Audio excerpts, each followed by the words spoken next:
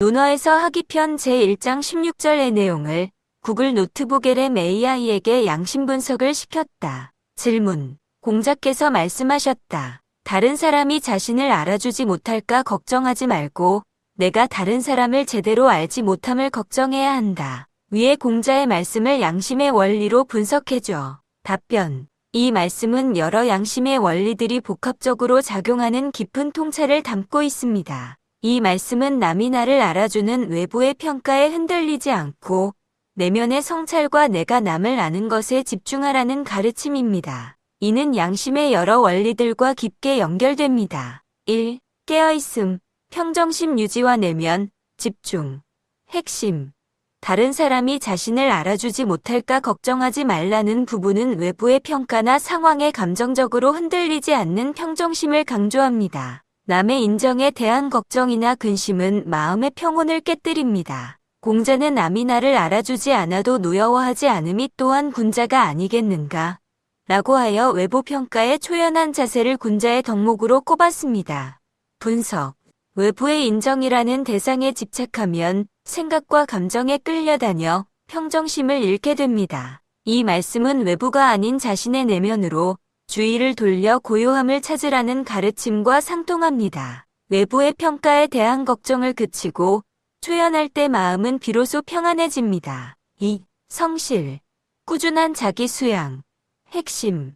남을 제대로 알기 위해서는 꾸준한 노력이 필요합니다. 이는 널리 배우는 박학, 자세히 묻는 신문, 신중히 생각하는 신사, 명확히 분별하는 명견의 단계적 성실한 탐구 과정을 통해 가능합니다.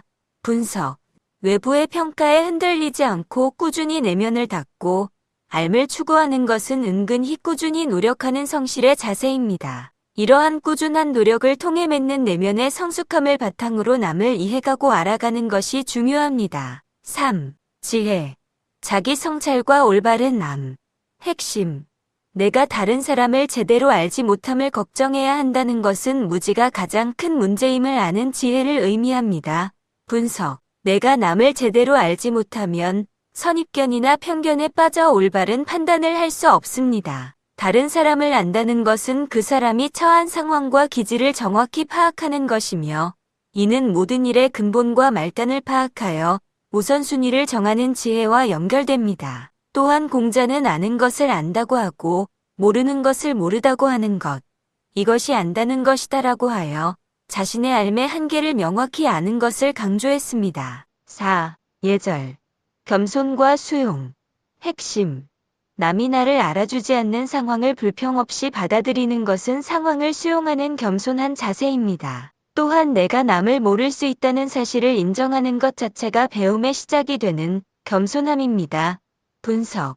내가 남을 제대로 알지 못함을 걱정하는 것은 나의 좁은 시야나 아집에 갇히지 않으려는 노력입니다. 이런 겸손한 태도가 있어야만 다른 사람과 조화를 이루고 원활하게 소통할 수 있습니다. 5. 사랑.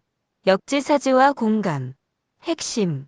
다른 사람을 제대로 알려고 노력하는 것은 그 사람의 입장에서 생각해보는 역지사지의 실천입니다. 이는 양심의 사랑 원리의 핵심입니다. 예수의 남이 너희에게 해주기를 바라는 그대로 너희도 남에게 해주어라는 가르침 또한 상대방을 먼저 이해하려는 노력에서 시작됩니다. 분석. 내가 남을 제대로 알지 못하면 그를 배려하거나 공감할 수 없으며 진정한 사랑을 실천하기 어렵습니다. 공자의 혈구지도처럼 나를 기준으로 주변 사람들의 입장을 헤아리는 것이 다른 사람을 아는 구체적인 방법입니다. 6. 정의. 자기 성찰과 공정한 기준. 핵심. 남의 평가를 걱정하기보다 자신의 삶을 걱정하는 것은 문제의 원인을 외부가 아닌 나에게서 찾는 태도입니다. 공자는 군자는 내 탓을 하고 소인은 남을 탓한다고 했습니다. 이는 자기 자신에게 엄격한 정의의 원리를 적용하는 것입니다. 분석.